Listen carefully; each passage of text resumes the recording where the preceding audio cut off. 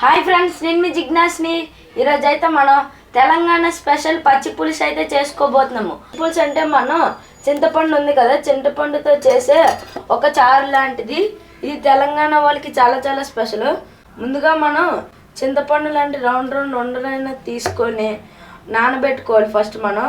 So దీనికి కావాల్సిన పదార్థాలన్నీ మీకు చూపెడతాను.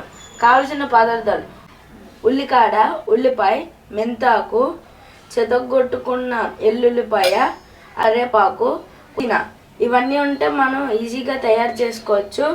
ముందుగా మనం ఈ చిన్న చిన్న ఎండుమిరపకాయలు ఉన్నాయి కదా, దీన్ని అయితే మనం కట్ చేసుకొని ఇలా పెట్టుకోవాలి. కొద్ది సీడ్స్ కూడా బయటికి రావాలన్నమాట.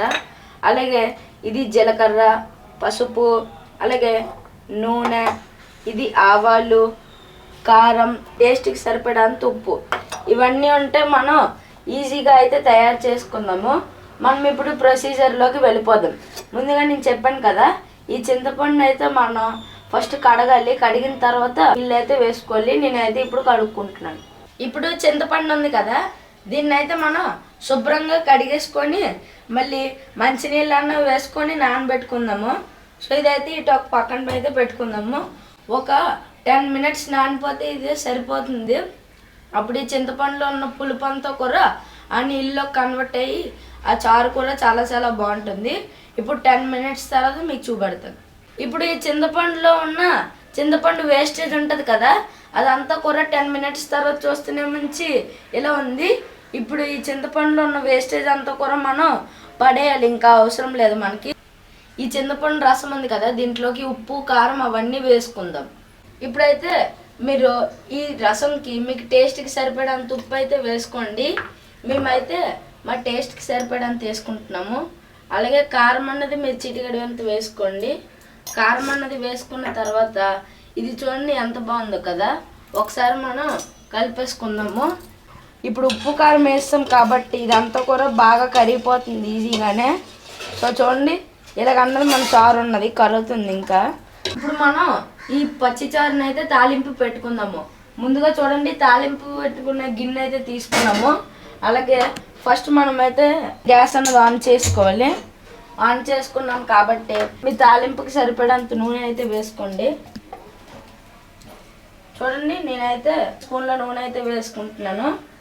ఇప్పుడైతే ఈ నూనె అన్నది ఫస్ట్ మనకి వేడెక్కనివ్వాలి. మీకు చెప్పాను కదా, ఇవన్నీ కూడా మీకు సన్నగా తరిగినలాగా అయితే కట్ చేసుకొని పెట్టుకోండి. ఈ ఎల్లుల్లిపాయ అయితే మనకి దంచింది అయితే తీసుకోండి. ముందుగా మనం ఎండుమిరపకాయలు అయితే వేసుకోవాలి. చూడండి, ఎండుమిరపకాయలు వేసి కానీ ఒక సౌండ్ అయితే వస్తుంది. అలాగైతే మనకి బాగా ఫ్రై అయినట్టు. మనం దంచిన వెల్లుల్లిపాయలు అయితే వేసుకున్నాము. ఇవన్నీ వేసుకున్నాం కాబట్టి మనం ఒక చెక్క గంటతో అయితే కలుపుకుందాము.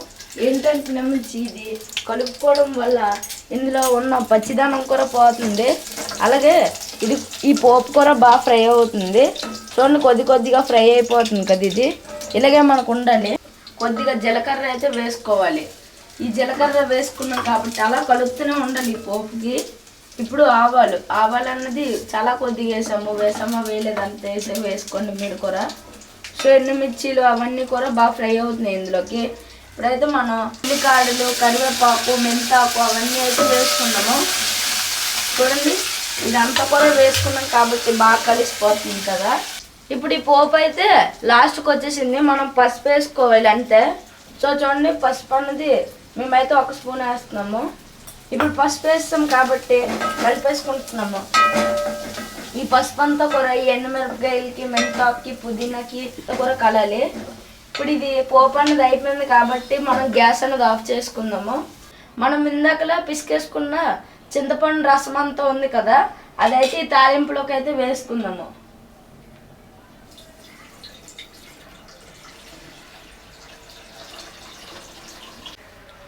ఇప్పుడు మనం పోపు అంతా కూడా తాలింపు పెట్టుకున్న తర్వాత లాస్ట్లో అయితే ఉల్లిపాయలు అయితే వేసుకున్నాము.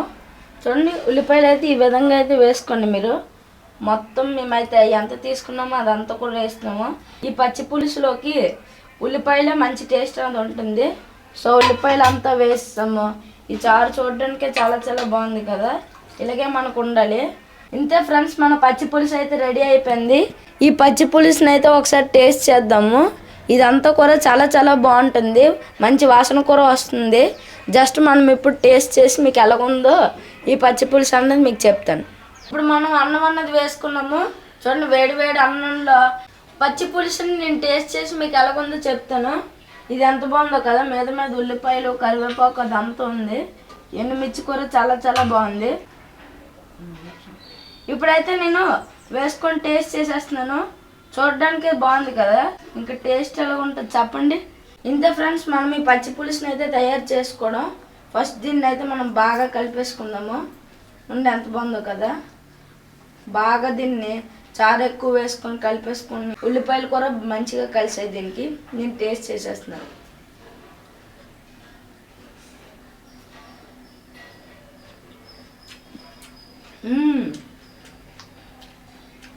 చాలా బాగుంది.